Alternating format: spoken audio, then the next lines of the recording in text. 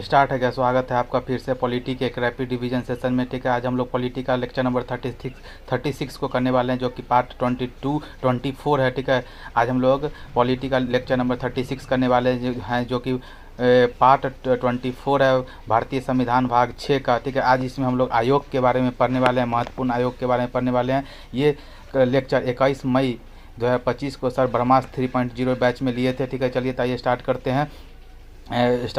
ठीक है, सबसे पहले तो गणेश भगवान को प्रणाम करिए और रिवीजन करना स्टार्ट करिए। सबसे पहले देखते हैं आयोग क्या होता है, आयोग कितने प्रकार का होता है वो देखते हैं। तो देखिए, आयोग 3 प्रकार का होता है। एक होता है संवैधानिक आयोग, जिसका उल्लेख संविधान में हो, आर्टिकल में हो, जिसका उल्लेख क्या हो, संविधान में हो, मतलब कि आर्टिकल में हो। ठीक है, जैसे एग्जाम्पल के तौर पर वित्त आयोग हो गया, 280 में इसका उल्लेख है। आगे बात करते हैं विधिक आयोग का, जिसको लीगल कमीशन कहा जाता है। ठीक है, लीगल कमीशन कहा जाता है। ठीक है, जिसको विधि आयोग को क्या बोलते हैं कि क्या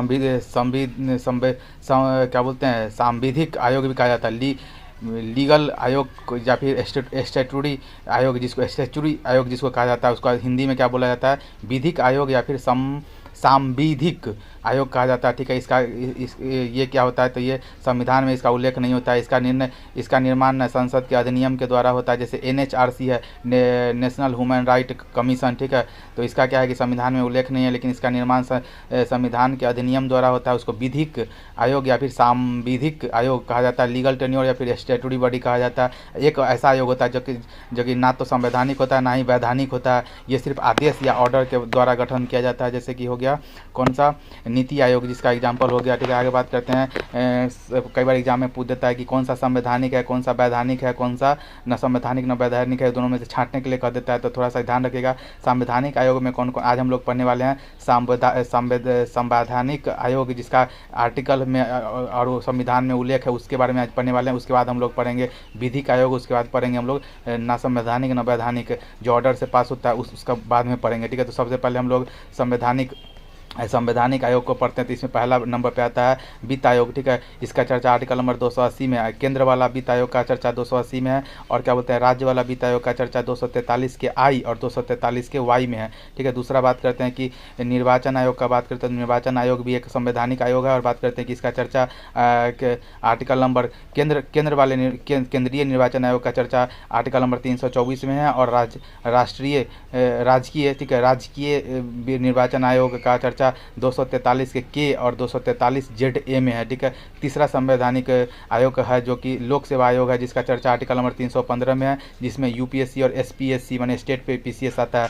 ठीक है, चौथा संवैधानिक आयोग कौन है, राष्ट्रीय अनुसूचित जाति आयोग। ठीक है, NCSC। ठीक है, NCSC कहा जाता है, national commission for schedule caste, जिसका चर्चा आर्टिकल नंबर 338 में है। और पाँचवा नंबर का जो संवैधानिक आयोग है वो है राष्ट्रीय अनुसूचित जाति जनजाति आयोग। ठीक है, जिसको NCST कहा जाता है, national commission for schedule tribe हो गया। ठीक है, जिसका चर्चा 338 एक के द्वारा किया गया था। 338 से ही टूट के बना है, 338 से। ठीक है, आगे बात करते हैं छठे नंबर का संवैधानिक आयोग है राष्ट्रीय पिछड़ा वर्ग आयोग। ठीक है, जो कि हाल फिलहाल में बना है। ठीक है ना, जिसको NCBC कहा जाता है, national commission for backward class कहा जाता है। ठीक है, इसका चर्चा आर्टिकल नंबर 338B में है। और सातवें नंबर का संवैधानिक आयोग आता है GST परिषद, जिसको GST काउंसिल कहा जाता है। इसका चर्चा 279A में है, 279A में है। ठीक है, 279A में है। और GST वाला चर्चा किस में है, कितना में है, 246 में है। ठीक है ना, GST वाला 246A में 246A में 246A में क्या कहते हैं कि GST का चर्चा है, और GST काउंसिल का चर्चा, जो कि क्या बोलते हैं रेट वगैरह को फिक्स करता है, वो 279। 280 में तो वित्त आयोग है, उससे कम 279A में है। ठीक है, CAG का चर्चा 148 में है। CAG एक संवैधानिक आयोग है, CAG जिसका चर्चा 148 में है। और एक संवैधानिक आयोग और है जिसका नाम है अंतर्राज्यीय परिषद, जिसको इंटर स्टेट काउंसिल कहा जाता है। इसका चर्चा 200 आर्टिकल नंबर 263 में है। ठीक है, आगे बात करते हैं पहला वित्त आयोग का बात करें। वित्त आयोग जो पहला संवैधानिक आयोग है, वित्त आयोग, उसके बारे में पहले पढ़ते हैं। तो देखिए, केंद्रीय फाइनेंस कमीशन के सेंट्रल फाइनेंस कमीशन का चर्चा आर्टिकल नंबर 280 और 281 में है। ठीक है, और राजकीय माने स्टेट फाइनेंस कमीशन, जिसको वित्त आयोग कहा जाता है। तो उसको रूरल वाले का, रूरल माने होता है ग्रामीण माने कि पंचायती लेवल का बात करें तो उसका चर्चा आर्टिकल नंबर 243 आई में है। और अर्बन माने कि शहरी क्षेत्र का बात करें, नगरीय निकाय का बात करें तो आर्टिकल नंबर 243 वाई में। तो देख लीजिए केंद्रीय फाइनेंस केंद्र वाले का है 280-81 में, ठीक है। बात करते हैं कि राजकीय फाइनेंस वाला का है क्या बोलते हैं 243 आई और 243 वाई में, ठीक है। आगे बात करते हैं केंद्रीय वित्त आयोग का बात करें,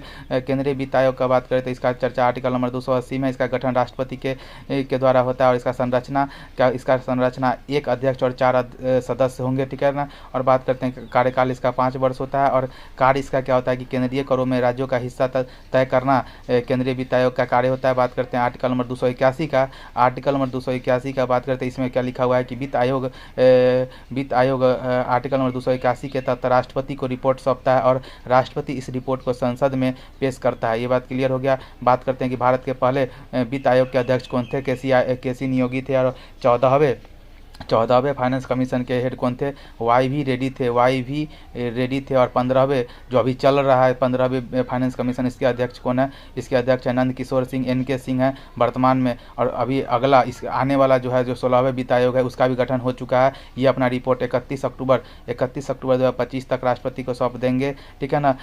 ठीक है, रिपोर्ट में ये लिखा होता है कि वो आने वाले साल में क्या क्या करेंगे वो सब लिखा होता है। वो रिपोर्ट राष्ट्रपति को सौंप देते हैं और राष्ट्रपति इसको संसद में क्या सौंपता है, ठीक है। आगे बात करते हैं कि कार्यकाल का बात करें तो ये 16वें वित्त आयोग है, इसका कार्यकाल 1 अप्रैल 2026 से शुरू होगा। और इसका अध्यक्ष किसको बनाया गया, अरविंद पनगड़िया जी को बनाया गया।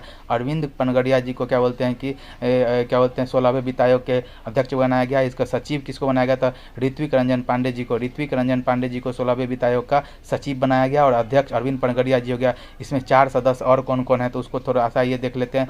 4 सदस्य में पहला तो क्या बोलते हैं कि देखिए चेयरमैन तो पता चलिए कि अरविंद पनगड़िया हैं और क्या बोलते हैं सेक्रेटरी ऋत्विक रंजन पांडे जो कि IAS हैं उनको है। अब 4 और सदस्य कौन कौन है तो एक तो अजय नारायण झा है, कौन है पहला मेंबर है अजय नारायण झा, ठीक है। दूसरा है एनी जॉर्ज मैथ्यू, क्या है एनी जॉर्ज मैथ्यू हो गए। तीसरा मनोज पांडा जी हो गए और चौथा सौम्या कांति घोष हो गया, ठीक है। तो बात करते हैं कि केंद्रीय फाइनेंस कमीशन में 4 सदस्य और कौन कौन है तो अजय नारायण झा जी हो गए, दूसरा हो गया एनी जॉर्ज मैथ्यू हो गए, ठीक है। एक है मनोज पांडा जी, एक है सौम्या कांति घोष है, ठीक है। आगे बात करते हैं कि नोट में ऐसा लिखवाएं कि 15वें वित्त आयोग के रिपोर्ट के अनुसार केंद्र में, ठीक है, 15वें वित्त आयोग की रिपोर्ट के अनुसार केंद्र से राज्य को कर का वितरण निम्न आधार पर किया जाएगा। देखिए जो 15वें वित्त आयोग है और 16वें वित्त आयोग, 15वें वित्त आयोग से 16वें वित्त आयोग में 2 चीज़ को जोड़ा गया। एक तो टैक्स एफोर्ड माने कर का प्रयास, कौन राज्य कितना कर प्रयास करता है उसके लिए 2.5% बढ़ा दिया गया। एक है जनसांख्यिकीय परिदर्शन डेमोग्राफिक चेंज, इसमें 12.5% जोड़ दिया गया है, ठीक है ना। कौन सा राज्य है जो जन्म रेट माने कि कहने का होता है जन्म दर और जन्म दर को कंट्रोल कर रहा है, ठीक है ना। इसके हिसाब से 12.5% मिलेगा और 2.5% हो गया टैक्स एफर्ट का, ठीक है। तो ये 15वें वित्त आयोग ने जोड़ा है, ठीक है। आगे बात करते हैं कि जैसे कि 100 रुपया, ठीक है। तो 15वें वित्त आयोग ने बोला था कि 2020 में इसका स्थापना हुआ था ना, तो 15वें वित्त आयोग का तो इन्होंने कहा था कि 100 रुपया में से 42 रुपया हम लोग वितरण करने वाले हैं, किसको, स्टेट को करने वाले हैं। और स्टेट को 41 रुपया हम लोग स्टेट को देने वाले हैं और 1 रुपया जम्मू एंड कश्मीर और लद्दाख को देने वाले हैं, क्योंकि ये नया क्या बोलते हैं कि UT बने हैं तो इसको डेवलपमेंट के लिए पैसा चाहिए। तो 1 रुपया किसको दिया जाएगा, जम्मू कश्मीर को दिया जाएगा, ऐसा कहा गया था, ठीक है। और 41 रुपया स्टेट को। तो देखिए जो भी फाइनेंस कमीशन होता है, फाइनेंस कमीशन, ठीक है, उस पैसा का भी डिस्ट्रीब्यूशन कैसे करता है तो वर्टिकल करता है, और राज्यों में कैसे करता है तो राज्यों में हॉरिजॉन्टल करता है, ठीक है। आगे बात करते हैं कि कैसे कैसे पैसा को डिस्ट्रीब्यूट किया जाता है, क्या क्या आधार है जिसके हिसाब से राज्यों का हिस्सा मिलता है। तो पहला है कि उस राज्य का 2011 के हिसाब से जनसंख्या कितना है उसके हिसाब से 15% उसको पैसा मिलता है। राज्य का क्षेत्रफल कितना है उसके हिसाब से 15%, ठीक है। तो 15 30% हो गया। फॉरेस्ट कवर कितना है उस राज्य में उसके हिसाब से 10% मिलता है। तो 15 30 10 40 हो गया, ठीक है। और बात करते कि आय में अंतर, इनकम डिफरेंस, कौन सा राज्य पिछड़ा हुआ है, किसका इनकम डिफरेंस कितना है उसके हिसाब से 45%, जो जितना गरीब होगा उसको उतना ज़्यादा मिलेगा, ठीक है। तो 45% आय में अंतर के हिसाब से मिलता है। और 2 नया जो जोड़ा गया है 15वें वित्त आयोग के द्वारा, एक है 12.5% जनसांख्यिकी परिवर्तन डेमोग्राफिक चेंज और एक है 2.5% टैक्स इफोर्ट। ठीक है। तो ये दोनों जोड़ा गया है अभी हाल फिलहाल में, ठीक है। तो देखिए सबसे सर्वाधिक हिस्सेदारी किसके हिसाब से होता है, तो आय में अंतर, इनकम डिफरेंस 1 नंबर पे आ गया, ठीक है। और सबसे न्यूनतम बात करें किसका है, तो सबसे न्यूनतम 2.5% टैक्स इफोर्ट का है, ठीक है। सबसे न्यूनतम 2.5% टैक्स इफोर्ट का, ठीक है। और ये ऑर्डर याद रखिएगा, सबसे पहले क्या होता है कि सर्वाधिक का बात करें तो सर्वाधिक में क्या होगा, आय में अंतर, इनकम डिफरेंस पहला हो गया 45। उसके बाद बात करते हैं कि 12.5% जनसांख्यिकी, नहीं उसका दूसरे नंबर पे आएगा कौन, क्षेत्रफल, राज्य का क्षेत्रफल, और तीसरे नंबर पे जनसंख्या आ जाएगा, ठीक है ना। तो जनसंख्या तो 3 हो गया। उसके बाद बात करते हैं 12.5% में कौन है, जनसांख्यिकीय परिवर्तन हो गया, ठीक है। उसके बाद 10% वाला कौन है, फॉरेस्ट कवर 5 में, और छठे नंबर पे टैक्स इफोर्ट आ जाएगा, ठीक है। तो 2 1 2 3 4 5 6, तो समझ में आ गया ना। पहला हो गया किसका, पहला हो गया आय में अंतर, दूसरा हो गया जनसंख्या, तीसरा क्षेत्रफल, ठीक है। और चौथा में क्या कहते हैं कि चौथा में हो गया जनसांख्यिकीय परिवर्तन, डेमोग्राफिक चेंज, पांचवा हो गया फॉरेस्ट कवर, और छठा हो गया टैक्स इफोर्ट, ठीक है। क्लियर है। आगे बात करते हैं कि नोट में सर लिखा है कि 15वें वित्त आयोग ने भारांश में, ठीक है, भारांश में टैक्स इफोर्ट एवं डेमोग्राफिक चेंज को जोड़ा है, ठीक है। बता दिए कि 15वें वित्त आयोग जो कि ने भारांश में टैक्स इफोर्ट एवं डेमोग्राफिक चेंज को जोड़ा है। आगे बात करते हैं निर्वाचन आयोग का बात करें, इलेक्शन कमीशन का बात करें तो केंद्रीय निर्वाचन आयोग का क्या बोलते हैं चर्चा आर्टिकल नंबर 324 में केंद्रीय निर्वाचन आयोग किस किस चीज़ का चुनाव कराता है, तो राष्ट्रपति का चुनाव करता है, उपराष्ट्रपति का चुनाव करता है, लोकसभा MP का, राज्यसभा MP का, MLA और MLC दोनों का क्या कहते हैं कि केंद्रीय निर्वाचन आयोग ही कराता है। ध्यान रखिएगा MLA और MLC का भी क्या बोलते हैं, विधायक का भी क्या होता है कि चुनाव केंद्रीय इलेक्शन कमीशन ही कराता है। तो राज्य निर्वाचन आयोग क्या करता है, तो राज्य निर्वाचन आयोग क्या होता है कि का चर्चा आर्टिकल नंबर 243 के और 243 ZA में है, ठीक है ना। 243 के में रूरल पंचायती राज्य निर्वाचन आयोग का चर्चा 243 के में है, और 243 ZA में अर्बन नगरीय निकाय के निर्वाचन आयोग का चर्चा है, ठीक है। आगे बात करते हैं कि 243 के जो कि रूरल माने पंचायती का बात करता है, वो किस किस चीज़ का चुनाव कराता है, तो पंच हो गया, सरपंच हो गया, मुखिया हो गया, प्रधान हो गया, डायरेक्टर, ये सब का चुनाव राज्य निर्वाचन आयोग के 243 के अंतर्गत होता है। और बात करते हैं कि पार्षद हो गया, जिला प्रमुख हो गया, महापौर हो गया, जो कि नगरीय निकाय के अंतर्गत आता है, उसका निर्वाचन 243 ZA के अंतर्गत राज्य निर्वाचन आयोग करता है, ठीक है। आगे बात करते हैं केंद्रीय निर्वाचन आयोग का बात करें, केंद्रीय निर्वाचन आयोग का बात करें, इसका गठन 25 जनवरी 1950 को हुआ था, इसलिए 25 जनवरी को राष्ट्रीय मतदाता दिवस मनाया जाता है। आगे बात करते हैं कि इसकी संरचना का बात करें तो इसका संरचना आर्टिकल नंबर 324 में इसका चर्चा है। इस शुरुआत में इसका एक सदस्य था, जिसमें कि सिर्फ मुख्य निर्वाचन आयुक्त हुआ करता था, लेकिन वर्तमान में 3 सदस्यीय हो गया है, ठीक है ना। एक तो चीफ इलेक्शन कमीशन और 2 निर्वाचन आयुक्त होंगे, 2 निर्वाचन आयुक्त होंगे,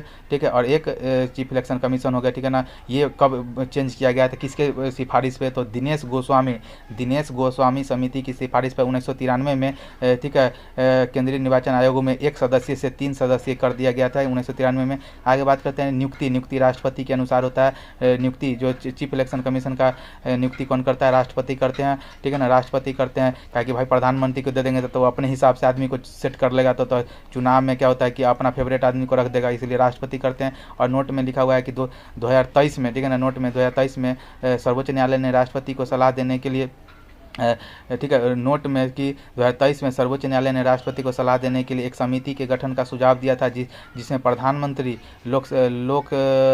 लोकसभा विपक्ष का नेता तथा मुख्य न्यायाधीश शामिल होंगे, ऐसा कहा गया था, मुख्य न्यायाधीश। लेकिन क्या हुआ कि इसको क्या बोलते हैं कि कैबिनेट ने नहीं माना, और क्या किया कि इसके स्थान पर, ठीक है, अगस्त 2023 में एक समिति का गठन किया गया। 3 ही सदस्य होंगे, लेकिन उसमें क्या हुआ कि CGI को हटाकर वहाँ पे कैबिनेट मंत्री जोड़ दिया गया, ठीक है, प्रधानमंत्री, लोकसभा के विपक्ष के नेता और कैबिनेट मंत्री। तो बताइए तो क्या फायदा हुआ, जब प्रधानमंत्री और कैबिनेट मंत्री किसके हिसाब से काम करेगा, प्रधानमंत्री के हिसाब से, तो दोनों हो गया, प्रधानमंत्री और कैबिनेट मंत्री 2-1 का तो फैसला हो गया था, जो चाहेंगे प्रधानमंत्री वही होगा, ठीक है। यही CGI रहते तो बहुत फर्क पड़ता, विपक्ष के नेता और CGI दोनों एक तरफ वोट दे देते तो प्रधानमंत्री के न चाहने से भी चेंज हो जाता है, ठीक है। तो ये बात गड़बड़ हो गया, ठीक है ना। आगे बात करते हैं कि कार्यकाल का बात करें तो CGI का कार्यकाल, मुख्य निर्वाचन आयुक्त का कार्यकाल आता है 6 वर्ष या 65 वर्ष की आयु, जो पहले हो जाए, ठीक है, वो होता है। बात करते हैं कि CGI चीफ इलेक्शन कमीशन का, माने कि क्या बोलते हैं, इलेक्शन कमीशन का फंक्शन क्या होता है, तो इसका फंक्शन होता है निष्पक्ष चुनाव करवाना और राजनीतिक दल का स्टेटस देना और सिंबल देना, ये सब होता है काम। पार्टी का सदस्यता रद्द करना, मान्यता देना, प्रदान करना, जैसे कि तृणमूल पार्टी का अभी सदस्यता समाप्त कर दिया। बात करते हैं कि कोई नया पार्टी जैसे आम आदमी पार्टी है, उसको क्या होता है कि सदस्यता दिया है अभी हाल में। बात करते हैं कि मतदाता सूची वोटर लिस्ट को तैयार करना और आचार संहिता, जब वोटिंग क्या बोलते हैं जब चुनाव आता है राज्य में तो उस आचार संहिता लगाना, कोड ऑफ कंडक्ट लगाना कि कोई क्या बोलते हैं कि चुनाव के समय नए नए क्या बोलते हैं योजना नहीं लाना है, नए नए वादे नहीं करना है। अभी वादा कर सकते हो लेकिन क्या बोलते हैं कि ये स्कीम नहीं लाना है। और दूसरा कि दारू सिगरेट पर और मुर्गा मीट का भोज करके पैसा बांटना उठना नहीं है। ये सब आचार संहिता के अंतर्गत आता है। जिस दिन से चुनाव का डेट आ जाता है उसके बाद से कोड ऑफ कंडक्ट लग जाता है उस राज्य में।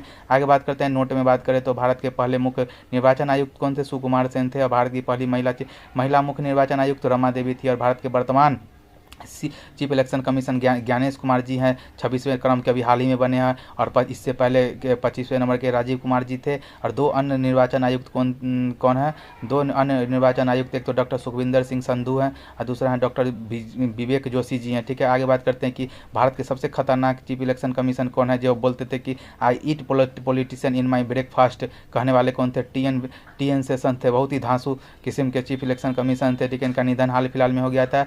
बात करते हैं चुनाव में मतदान के लिए वोटर आईडी कार्ड को अनिवार्य करने वाले भी टी.एन. सेशन थे। ठीक है, इनका ऑटोबायोग्राफी का नाम है थ्रू द ब्रोकन ग्लास। ठीक है, यही बोले थे कि क्या बोलते हैं कि आई ईट पॉलिटिशियन इन माई ब्रेकफास्ट। ठीक है, तो क्या बोलते हैं कि अगले दिन हम लोग क्या पढ़ने वाले हैं? पॉलिटिकल पार्टी के बारे में पढ़ने वाले हैं। ये देख लीजिए, श्री गणेश ज्ञानेश कुमार जी जो कि चीफ इलेक्शन कमीशन है, उनका फोटो यहाँ पे लगा हुआ है। और दो क्या बोलते हैं कि दो अन्य क्या बोलते हैं इलेक्शन कमिश्नर कौन है? डॉक्टर सुखविंदर सिंह संधू, यहाँ फोटो दिख रहा है आपको। एक डॉक्टर विवेक जोशी जी यहाँ पे आपको दिख रहा है। ठीक है, और बात करते हैं 6 नेशनल पार्टी इन इंडिया कौन है? एक बीजेपी हो गया, एक बहुजन समाज पार्टी बीएसपी हो गया, एक है नेशनल पीपुल्स पार्टी एनपीपी। ठीक है, आंध्र प्रदेश वाला। ठीक है ना, आगे बात कर देखा इंडियन नेशनल कांग्रेस। ठीक है, एक है communist party of India Marxist CPIM हो गया, एक है आम आदमी पार्टी। तो 3 कौन हो गया? बीजेपी हो गया, बीएसपी हो गया, NNP हो गया। ठीक है, NPP हो गया, एक हो गया INC हो गया, एक हो गया CPIM और एक आप पार्टी। ये 6 क्या बोलते हैं कि नेशनल पार्टी है अभी वर्तमान में इंडिया में। ठीक है, 6। ठीक है, इसी के साथ आज का रिवीजन सेशन समाप्त होता है। मिलते हैं फिर किसी नए पॉलिटिकल रिवीजन सेशन में, तब तक के लिए बाय।